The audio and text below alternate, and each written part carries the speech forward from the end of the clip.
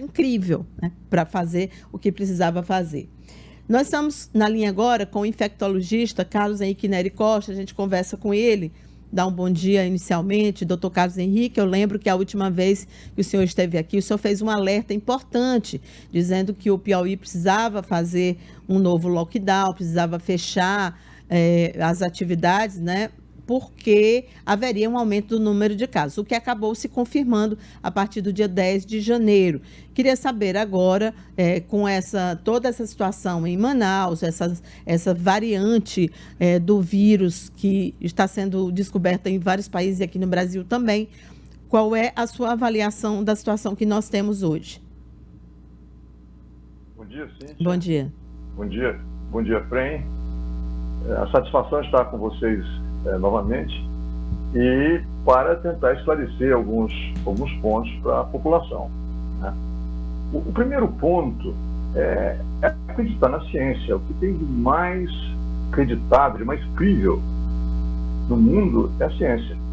Então, quando os cientistas dizem que alguma coisa pode ou vai acontecer, é bastante provável que de fato aconteça. Então, a lógica é simples da transmissão do vírus. Quanto mais próximas estejam as pessoas, maior a chance de transmissão. Quanto maior o número de pessoas que estejam próximas, maior o número de novos casos que serão subsequentes, passear uma onda de transmissão. Foi o que aconteceu agora no final do ano e, inevitavelmente, o número de casos vai aumentar. Bom, existe em relação à cidade de Manaus, o que aconteceu lá é uma coisa extraordinária, né? Porque houve a transmissão da doença, ela adquire, assim, o que nós chamamos de aumento exponencial. É uma multiplicação do número de casos que tem nos dias anteriores. Então, às vezes, isso surpreende o serviço de saúde. Tem se atribuído muito essa explosão de casos lá, que levou à falta relativa de oxigênio, a essa nova variante. As coisas foram montando e criou-se no ideário popular a noção de que nós teríamos uma variante hiper virulenta e com 1000 características catastróficas, que levou uma reação muito nefasta ontem, inclusive por parte de alguns colegas médicos, contrários à vinda dos pacientes de Manaus. Houve esse estertor negativo de ontem. Mas rapidamente a sociedade compreendeu mensagens muito positivas e louváveis, como a do Dr. Gerlene e muitas outras, conseguiram reverter esse clima desfavorável de ontem. E a solidariedade das pessoas passou a prevalecer, principalmente entre os médicos. Nós somos sacerdotes da vida, nós temos que estar dedicados à vida e não criarmos resistência a isso. Bom, mas não se sabe, Cíntia, que essa variante que surgiu em Manaus, ela é mais patogênica, mais virulenta do que as demais cepas correntes. Vai requerer alguma análise durante algum tempo para saber disso. Saber também se ela tem capacidade de replicação maior do que as demais. Se é ela que está sendo responsável por toda essa explosão de Manaus, ou se são as outras variantes que já existiu, que estão acontecendo, que levaram essa explosão de casos. Não é necessário que tenha sido essa variante que levou ao pico epidêmico, mas apenas a aproximação das pessoas, a negativa de fazer o lockdown, a fragilidade do governo local de impor uma coisa absurda,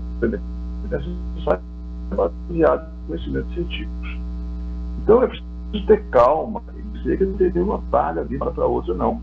Tá certo? A variante, existem centenas de variantes do SARS-CoV-2. Por exemplo, o vírus que está circulando hoje no mundo não é mais a mesma variante que eclodiu em Wuhan, na China, em Hubei. Ele foi mudando ao longo do tempo. Então, é necessário acabar com essa histeria, né? Esperar que o tempo dê tempo para os cientistas avaliarem a situação e tentar reverter. Até lá, o que tem que se fazer é manter as medidas de prevenção, com distanciamento, uso de máscara, evitar aglomeração, lockdowns, etc. É assim que a gente faz, que a gente sabe fazer e é eficaz em conter a epidemia. E a China foi exemplo disso. E agora a vacina, né, que se aproxima. Entendi. Agora, essa demora do Brasil em vacinar, isso é muito prejudicial, não é, doutor Carlos Henrique? Muito, profundamente prejudicial. O que nós notamos hoje é realmente uma falta de planejamento, de organização, que devia ter sido feito semanas atrás, nós sabíamos que a vacina estaria pronta em breve, as vacinas estariam prontas em breve, é que pudesse distribuir com velocidade maior para as pessoas que mais necessitam da vacina. Então, há uma clara preocupação com toda a sociedade quando é que nós vamos pegar a primeira dose vacinal. Nós temos aí a vacina lá de Butantan, que está praticamente pronta, precisando apenas o aval da Anvisa, e nós esperamos que a política deixe de contaminar a ciência e a saúde e permita que essa vacina, que é a melhor vacina até o momento existente, é a primeira e a ótima vacina, a vacina baseada em tecnologia bem conhecida, e que ela chegue aos demais brasileiros no tempo recorde. Para isso, apenas um ato burocrático é necessário. A vacina já mostrou ser eficaz em outros países, então não há muito que ter muitas delongas, não. É permitir que ela venha logo e chegue ao povo brasileiro. Entendi. Pois não, Efraim? Doutor, eu gostaria de saber do senhor, porque eu lembro que no Brasil tinha um pico na primeira fase de casos e mortes, e no Piauí veio esse número maior veio muito mais tarde. Depois até tem um estudo feito por seus colegas médicos e tá dizendo que a questão do aeroporto, o fluxo do aeroporto era pequeno, era menor, e isso talvez tenha influenciado a chegada tardia mais vigorosa da doença aqui no Piauí. Queria saber se a gente pode esperar a mesma coisa, uma chegada tardia desse fluxo que está correndo nacionalmente. É verdade, onde tem maior trânsito de pessoas, maior entrada de pessoas, maior chance de que pessoas contaminadas entrem.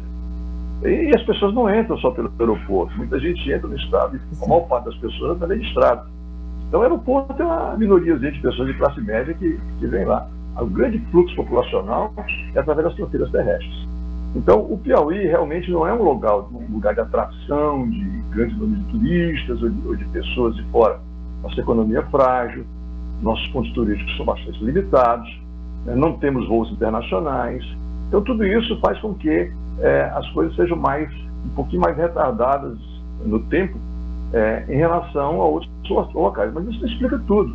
Tem locais, por exemplo, a explosão de casos de Fortaleza, na primeira vez, ela obedeceu uma dinâmica diferente, né? Aparentemente estou ligado a um evento de um casamento em que muitas pessoas foram e se contaminaram e teriam levado para Fortaleza. A gente não tem certeza disso, mas é possível que tenha sido fenômenos desse tipo, ter levado a explosão de lá. E a explosão de Manaus, né? Manaus também é um ponto de atração, de viagem, mas é uma cidade relativamente escondida, né?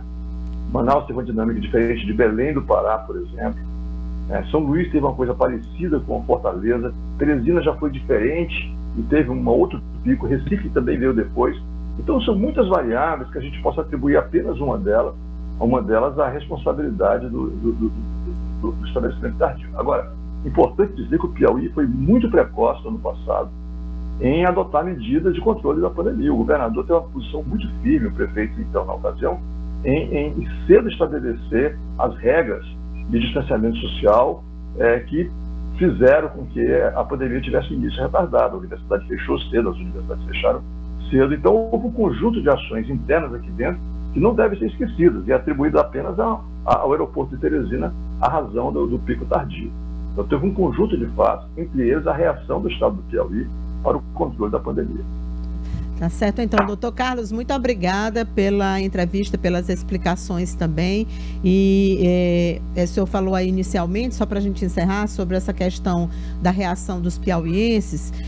A gente também precisa só levar em conta uma questão, claro que está acima de tudo você atender de uma forma humanitária os doentes, isso é inegável. Mas essa espécie de regulação do sistema de saúde, ela ocorreu sem qualquer comunicado. Eu acho que foi isso que talvez tenha impactado os próprios colegas médicos, demais pessoal da saúde. E aí isso acaba, às vezes, se confundindo com uma reação contra a chegada dos pacientes. Eu acho que a forma, né, me parece aí, doutor Carlos, como foi feita a coisa, e também o governo foi forçado por causa que a justiça exigiu também essa transferência, mas em nenhum momento o governo trabalhou como federação com os estados. Pelo contrário, o governo federal sempre fez questão de trabalhar contra os estados que decretavam lockdown, os governadores eram criticados pelo presidente.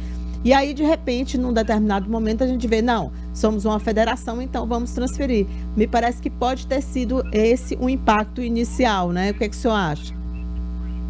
Não, os fatos aconteceram. A epidemia de Manaus, ninguém esperava. Se você analisar a curva de mortes lá, ninguém poderia antecipar aquilo ali. Segunda coisa é a noção de dever. É um dever incontestável. Chegou um paciente precisando de situação de urgência, não tem que conversar, não tem que retardar, não tem que reclamar, tem que atender as pessoas. E nesse caso, foi uma situação de emergência em uma cidade diferente. E eles também não esperavam isso. E o que tinha que fazer, apesar da discordância, eu concordo com você, o governo federal tem sido hostil às medidas de prevenção. O comportamento tem sido totalmente contrário às excelentes medidas que os estados do Nordeste e outros estados fizeram também. Mas nesse caso, não há o que discutir. Não há política na jogada. Não há interesse pessoal. São pessoas que estão com risco de morrer por falta de ar. E aqui é atender e ponto final. Na verdade, a situação é um crime civil, é um crime passível de punição civil e criminal não atender essas pessoas ou criar qualquer tipo de obstáculo. Nós temos um dever com as pessoas. Isso é legal, não há o que discutir. Tem que atender. Tem que atender, e principalmente médico. Tem que providenciar logística, tem que providenciar todo o trabalho para que isso exista, equipamentos individuais, mas não pode ir para a imprensa ou para as redes sociais reclamar de uma coisa desse tipo. Cumpra o dever. Primeira coisa, atenda as pessoas da melhor forma possível, como o Dr. Gisleno deixou demonstrado em momentos anteriores. Tá certo, doutor Carlos Henrique, muito obrigada mais uma vez, um bom dia para o senhor. Bom dia para todos, muito obrigado pela oportunidade.